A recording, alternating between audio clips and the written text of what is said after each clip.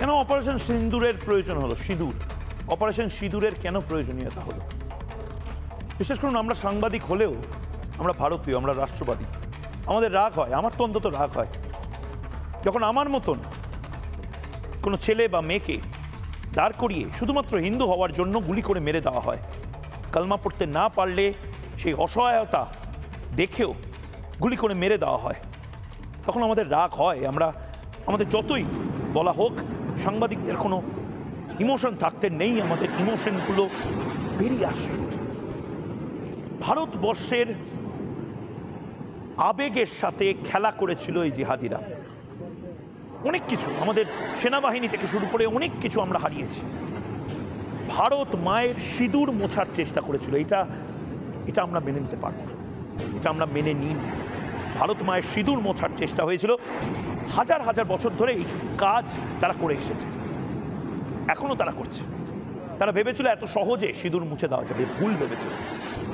গোটা আকাশটাকে আমরা সিঁদুরে মেঘে পরিণত করেছি। পাকিস্তানের গোটা আকাশ সিঁদুরের রঙে লাল হয়ে গেছে, লালে লাল হয়ে গেছে।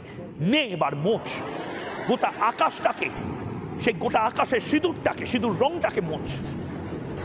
বিধান অধিকারী স্ত্রী থেকে শুরু করে একের পর এক যখন আমার মায়েরা, আমার বোনেরা বলেছিল যে শুধুমাত্র হিন্দু হওয়ার জন্য, সিঁদুর পড়ার জন্য, শুধুমাত্র শাখাপলা পড়ার জন্য, শুধুমাত্র কালমা না পড়তে পারার জন্য যেভাবে তাদেরকে গুলি করে টার্গেট করে মেরে দেওয়া হয়েছে, তারপরে অপারেশন সিঁদুর নামটাই সবচেয়ে যথোপযুক্ত হতে পারে। এটাই দেখুন, বিধান অধিকারী স্ত্রী বলেছিল, বিধান অধিকারীর বাবা কি বলেছিল, মোদিকে বলো। আমার মায়েদের বলেছিল মোদিকে বলো জঙ্গিরা, নে মোদিকে বললাম, নে।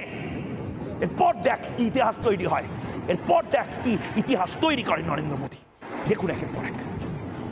কারা কারা মুসলিম সরে যান, কারা কারা মুসলিম সরে যান, কারা কারা হিন্দু আছেন বলুন, কারা কারা হিন্দু। আর আমার হাজব্যান্ড করছিল, আমি যে সামনে দাঁড়িয়েছি যাতে আমার হাজব্যান্ডের কিচ্ছু যাতে না হয়, কিন্তু সঙ্গে সঙ্গে এখানে একটা গুলি করে। আর এখানে গুলি করাটা আমি দেখিনি, ও দুটো গুলি করেছে। লোকটাকে জিজ্ঞেস করছি বয়স্ক, আঙ্কেল জি আপ হিন্দু হো या মুসলিম হো? ও আঙ্কেল জি বলে তো সবাই বলছে চুপ করে থাকুন, কেউ কিছু বলবেন না, কেউ কিছু বলবেন না। ওনাকে এখানে মারলো, এখানে মারলো, শেষ। তারপরে আরেকজনের কাছে গেল, ওই লোকটাকে জিজ্ঞেস করছে आप हिंदू हो या मुस्लिम हो? कलमा आता है? कलमा बोलिए, कलमा बोलिए। कलमा किसको पढ़ना आता है? ठीक है, মানে ওরা টার্গেটই করেছিল শুধু হিন্দুদের। हम दोनों ने उस पर चिल्लाए, क्यों जब मेरे पति को मारा है ना, हम दोनों को भी मार दो। तब वो वहाँ खड़े रह के बोला नहीं, मोदी को बोलो, उसने कहा और वहाँ से निकल गया। भारत के जितने लोग इस प्रोग्राम को देख रहे हैं, मैं सैल्यूट करता हूँ आपको, आपके परिवार को, आपके बच्चे को, आपकी हिम्मत को और आपकी सोच को। ऐसा लगा वहाँ वो आतंकवादी खुलेआम जैसे शॉपिंग मॉल में घूमते हैं ना, ऐसे घूम रहा था। कुछ उसके मुंह, मैंने उसे देखा तो उसे कुछ भी डर नहीं था। लेकिन हम लोग यहाँ भारतीय बन के, ये हमारा देश है, हम डर डर के रह रहे हैं। हमें ऐसा नहीं चाहिए। हमारा देश सब जगह सेफ होना चाहिए और ये हमारा देश है। हमें कोई मौत की डर ही नहीं थी, क्योंकि मेरे पति तो गए, हम रहकर क्या करें। मेरे बेटे ने भी उसे बोला, एक कुत्ते मेरे पापा को मारा है ना, हम दोनों को भी मार दो। तब उसने बोला आप मोदी को बोलो। उसने बोला नहीं, মোদি কো বলো।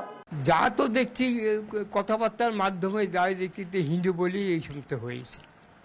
আর কি বলবো, সোহিনী যেটা বলছে, মানে আপনার বৌমা যেটা বলছেন যে কপালে সিঁদুরের চিহ্ন ছিল, এইটা অ্যাসিওরেন্স হওয়ার পরেই গুলি চালায়। এটা কি বলবো, ওই ভাবছি কপালে হিন্দু।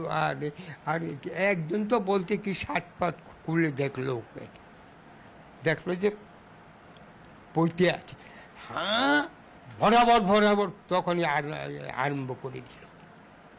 আর কি বলবো, এই শার্ট ফাট খুলে গেঞ্জি খুলে তারপর দেখলো যে মালা পইতে। ও তাই নানা ধরনের কন্টেন্ট দেখার জন্য লাইক করুন, শেয়ার করুন আমাদের ফেসবুক পেজ, সাবস্ক্রাইব করুন আমাদের ইউটিউব চ্যানেল। পাশাপাশি অন্যান্য ব্রেকিং নিউজের জন্য অবশ্যই চোখ রাখুন রিপাবলিক বাংলায়।